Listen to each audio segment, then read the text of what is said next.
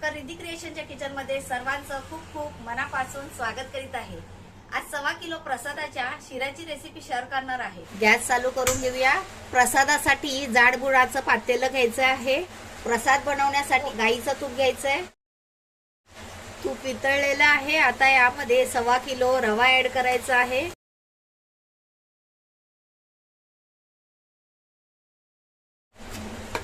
Slow to medium फ्लेमवर रवा फुलतपर्यंत भाजून घ्यायचा।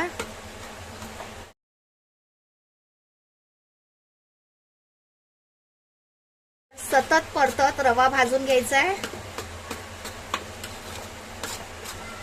एकीकडे दूध आणि पाणी पण उकळायला ठेवायचं आहे। रवा मस्त फुलून आलाय। 20 मिनिटं मीडियम फ्लेमवर रवा भाजून झालाय। आता यामध्ये तुकडा काजू ऍड करायचा आहे। इथे 125 ग्राम तुकडा काजू घेतलाय।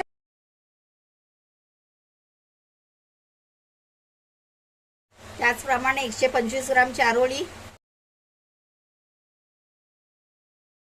125 ग्राम बदामाचे काप। आता यामध्ये मनुके ऍड करायचे। ड्रायफ्रुट्स टाकून 5 मिनिटं मीडियम फ्लेमवर परतून झालंय। आता या स्टेजला चिरलेली केळी ऍड करायची आहेत। 6 केळी घेतलेली आहेत।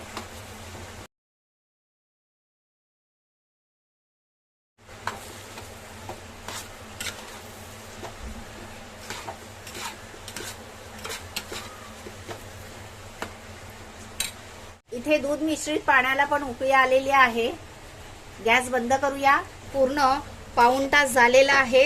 ड्रायफ्रुट्स पण व्यवस्थित फ्राय झालेले आहेत। केळा पण मिक्स झालेला आहे आणि रवा पण बऱ्यापैकी फुललेला आहे। आता या स्टेजला इथे दूध मिश्रित पाणी ऍड करायचं आहे। हे ओतताना काळजी घ्यायची, नाहीतर फसफसून अंगावर येण्याची शक्यता आहे। हळूहळू ओतायचं। 1.25 लिटर दूध आणि 1.25 लिटर पाणी घेतलेलं आहे। दूध गाईचं घ्यायचंय।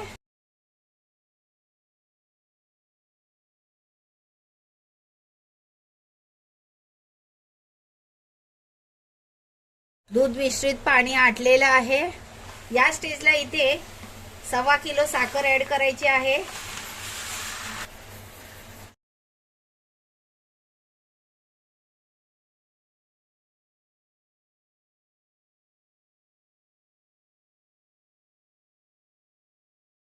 साखर एकजीव करून घ्यायची।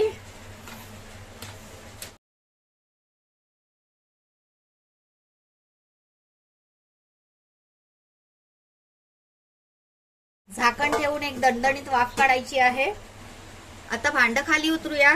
ची फ्लेम स्लो करायची। पत्रा ठेवल्याने शिरा कालून लागत नाही आणि भांड ठेवून द्यायचं।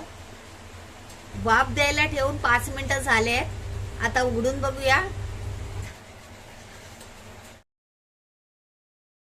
या स्टेजला इथे 2 टेबलस्पून वेलची पूड ऍड करायची आहे। आता चांगलं एकजीव करून घेऊया।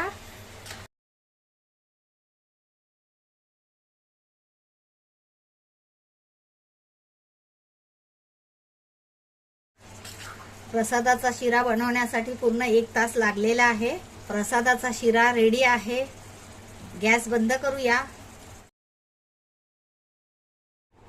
तर मंडळी, अशा प्रकारे प्रसादाचा शिरा तयार आहे। रेसिपी आवडली तर लाईक करा, शेअर करा, सबस्क्राईब करा। वेळात वेळ काढून तुम्ही ही रेसिपी पाहिली त्याबद्दल खूप खूप आभार। लवकरच परत भेटूया अशाच एका नव्या रेसिपी सोबत। तोपर्यंत बाय बाय।